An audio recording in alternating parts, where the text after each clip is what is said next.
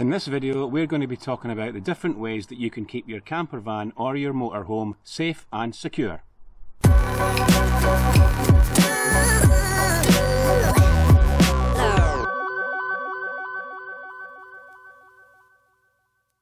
If you're new to our channel, my name's Mike, my wife Trisha is inside. Hi. And we've also got a little dog, Kira. Say hi, Kira. Our channel's called Wee Brown Van, and if you hadn't guessed, it's a camper van channel. In that, we like to do things like go to shows, we like to go on holidays and show you around, we show you the inside of the van. Basically, everything that we get up to inside the van. Well, maybe not everything. During this coronavirus outbreak, many of us are just going to be parked up at home and going absolutely nowhere. Even Kira caught a coronavirus earlier today. So rather than sit about twiddling our thumbs, I thought I would go over some of the security features that we've got and security in general to keep your camper van or motorhome safe and secure. If you know of other ways, please let us know in the comments, because it's good to share these things. We're not quite on lockdown yet, but our vans need to be while we're parked up at home. So the first thing that I wanted to talk about is, where do you keep your camper van when you're not out on your travels? Now, if it's a small van like ours, and if you've got a garage, then that's the ideal place. If you don't have a garage, or if you've got a larger vehicle, keep it in your drive or in the street.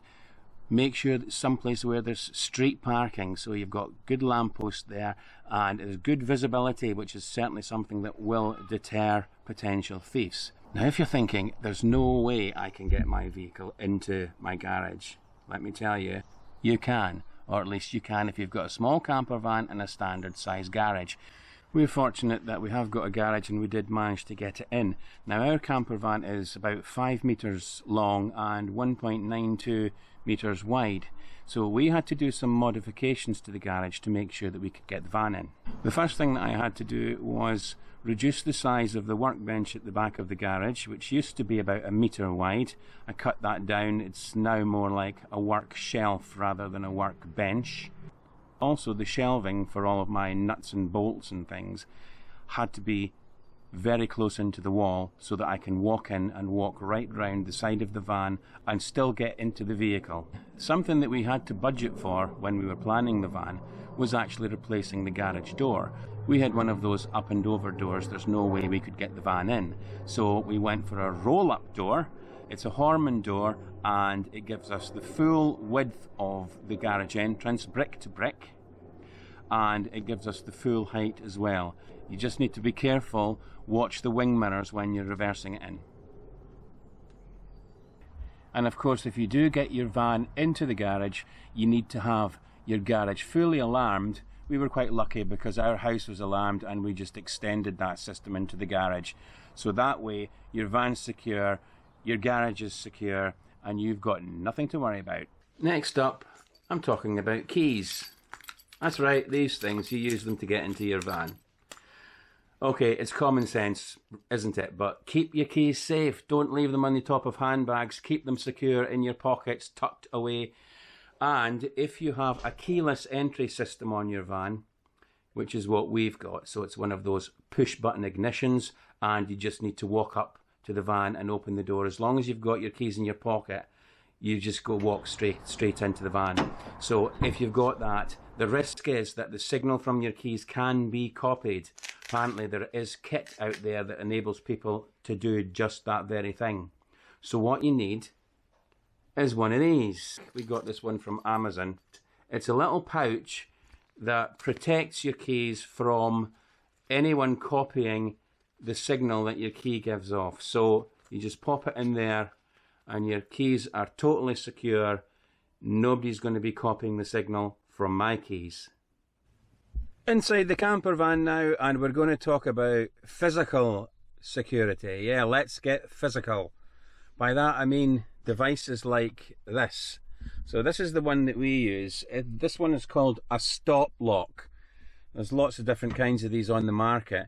The thing about physical security, they are really there as a visible deterrent to stop people from even trying to get into your van.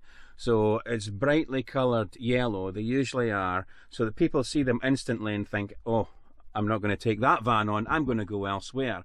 There's lots of different types and styles of these on the market. You get some that fit over your steering wheel, you get some like this one that lock through your steering wheel so that you can't turn the wheel. You get other ones that lock onto your clutch pedal, and you get ones that actually go onto your wheel outside the van as well. So I'm going to show you how this one is fitted. We really like this one. It came quite highly recommended. It's called a stop lock, so I'm just going to pass the camera now over to my lovely assistant. So this is how you fit the stop lock. Dead easy, really. So easy that Mike can fit it. Right, I've stepped out the van this time. A little bit more space and a bit easier to show you this.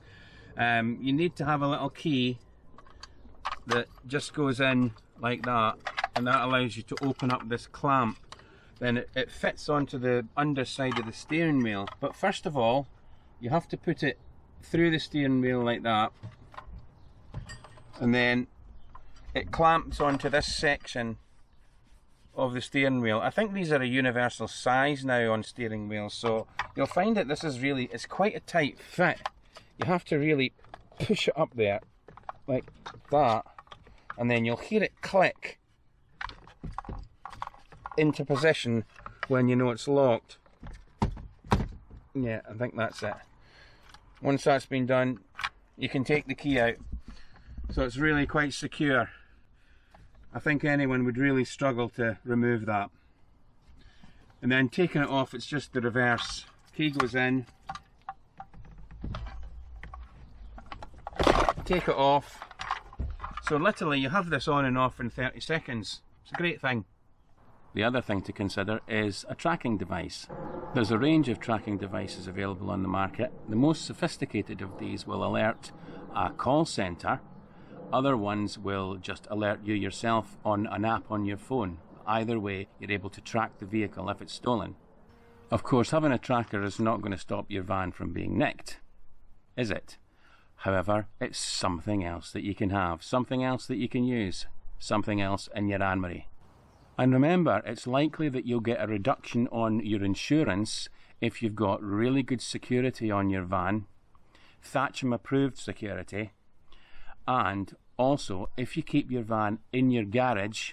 That's also something that the insurance companies are going to like. So keep your van secure, save money on your insurance. So we've talked a bit about the security, or at least some of the security that we use in the van. Of course, we're not going to tell you all. That would be rather foolish to go over absolutely all of our security features on YouTube for the world to see. So keep a lot of it private. It's fine to have a big bar on your steering wheel that's a visible deterrent, but for the other things, keep them to yourself.